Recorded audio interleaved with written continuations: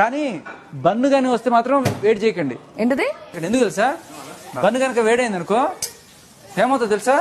ఒకసారి సీరియస్ గా అడిగినప్పుడు కామెడీ చేస్తున్నావు. ఆగు, ఇది నువ్వు ఆల్రెడీ గిన్నె వేడి చేసావా లేదా? అయితే ఓకే. సీత, బన్ను గనక గరం చేస్తే ఏమవుతుంది తెలుసా? బంగారం అవుతుంది. ఎందుకు? బన్ గరం అవుతుంది.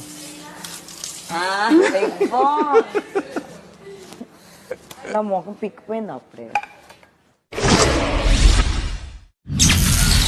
రాత్రి 2:30 పాముల పుట్ట దగ్గరికి వెళ్ళి జస్ట్ ఇంత దానికి ఒక 2 feet ముందు వెనక్కి వచ్చి కరెక్ట్గా ఆ పుట్ట స్టార్టింగ్ పాయింట్లో పుట్టమని అంటారు కదా, అక్కడ అలా కాన్సన్ట్రేట్ చేసావంటే నీకు గత జన్మ తెలిసిపోతుంది.